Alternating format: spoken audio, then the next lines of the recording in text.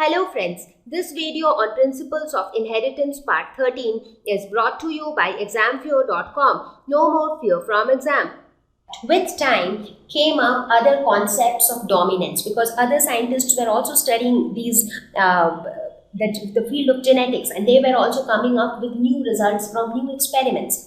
So there came the concept of incomplete dominance. So it is not that every time there is one trait which will dominate and it will get expressed and the other trait will remain hidden. So there are scenarios where there is incomplete dominance. So I think by the name you can guess that means one trait will dominate only partially, not completely. So let us see what is incomplete dominance. Now, appearance of an intermediate phenotype in a heterozygous obtained when two homozygous parents of different phenotypes are crossed. So here in this case, an intermediate phenotype was obtained. Now, this was not the case with Mendel's experiment because Mendel found that in the F1 generation, all the plants were tall. So there was no dwarf plant. That is why he gave the principle of dominance. But later it was found that in certain crosses, there were experiments which proved that sometimes it happens that if you cross two different phenotypes, for example, if you cross a white flower with a red flower, sometimes you get a pink flower. So pink flower is an intermediate phenotype which is different from both the parents, right? So this scenario was given the name of incomplete dominance. So obviously Mendel's laws could not explain this scenario, and that is why came up a new concept of incomplete dominance. So Mendel was unaware of incomplete dominance.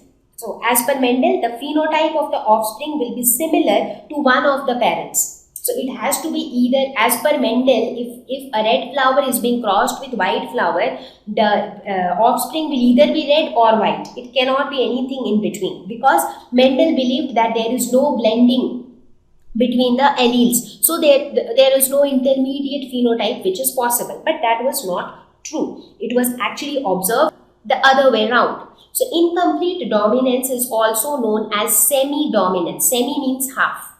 So that is what incomplete also means, like semi-dominance, half dominance. Dominance only to some extent, not fully. So as I said, what was observed was that when a red flower was crossed with a white flower, what we got was a pink flower. So this pink flower was an intermediate phenotype. So it doesn't resemble any of its parents exactly. But at the same time, it is being formed due to blending of the red and the white color. So that is how it has been formed. So blending has occurred. So this is where the concept of incomplete dominance came up. So similarly, if you look at even in case of human beings, if the father has got curly hair and if the mother has extremely straight hair, it is quite possible that the offspring might have wavy hair. So the father has curly hair, the mother has straight hair, and what about the offspring? The offspring has wavy hair. It is neither too straight nor too curly. So even this is an example of incomplete dominance. So now if you try to think of your own, you will actually get to see so many examples of incomplete dominance. Sometimes it is seen that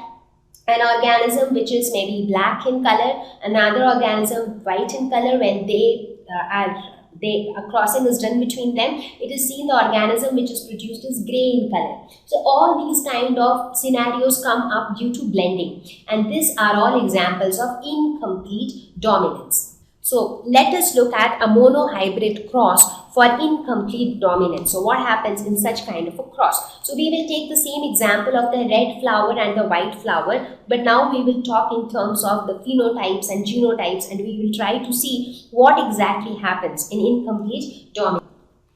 So let us look at the monohybrid cross for an incomplete dominance.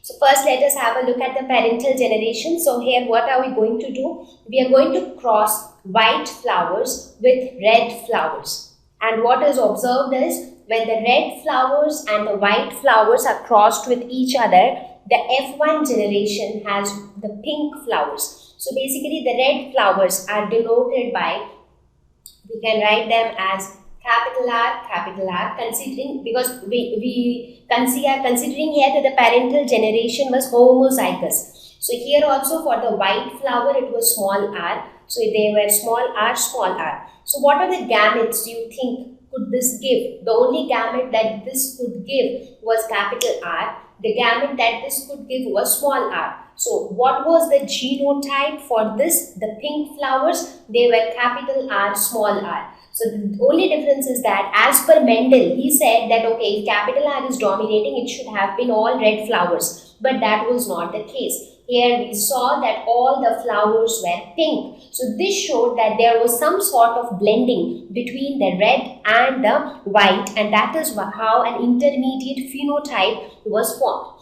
Now what happened beyond this in the F2 generation? Now if the pink flowers were allowed to cross with each other, I mean if they were allowed to self-pollinate, in that case what happened was that it was seen that if the pink flower self-pollinated, so this is also going to be RR. So what are the possible gametes that this can produce? Capital R and small r. The possible gametes that this can produce is capital R, small r. So now this capital R can combine with this capital R could combine with this, small r could combine with this, and small r could combine with this. These are all the possible outcomes. So as a result, the F2 generation had one red flower, two pink flowers, and again one white flowers, because this was capital R, this was capital R, small r, here capital R, small r, and this was small r, small r. So here it was told that wherever the heterozygous condition came up, that represented a blend of the two colors. So all the heterozygous conditions, so this was red because both are capital R. This was white because it is homozygous and both are smaller, but this was the heterozygote, and that is why this was pink. So basically the process of crossing remained the same, but here we saw that there was no complete dominance. It was not that red color dominated over the white color.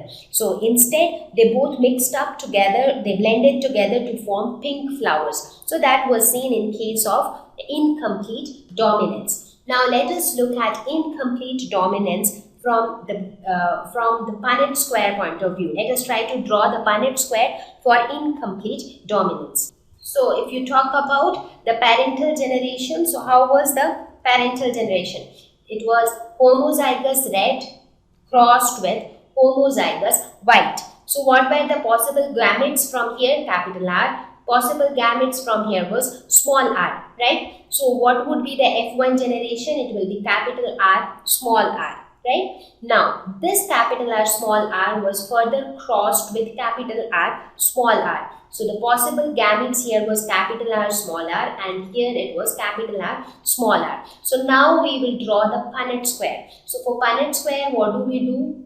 It is going to be a square like this, where we first write down the gametes. So the gametes on the topmost row and the gametes on the leftmost column, right?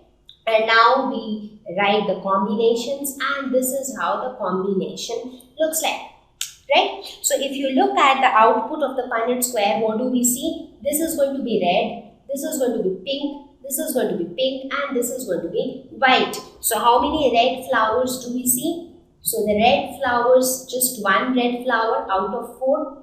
So that means 25% of the F2 generation were red.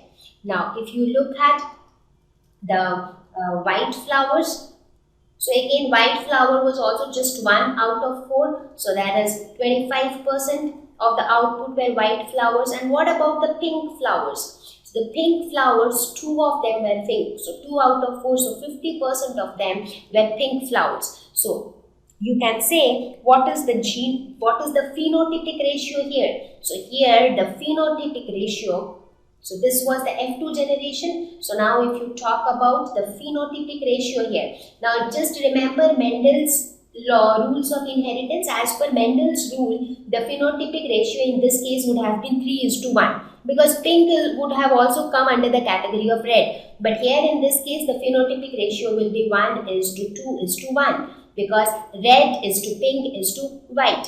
Now if you talk about the genotypic ratio, So the genotypic ratio is basically R is to R, small r is to small r, smaller. So this is also going to be 1 is to 2 is to 1. So in case of incomplete dominance, the phenotypic ratio and the genotypic ratio are the same. That is 1 is to 2 is to 1. Right? So this is how the concept of incomplete dominance varied from Mendel's law of dominance. So I hope that the concept of incomplete dominance is now clear. Now, there is yet another type of dominance, and that is called co. Thank you.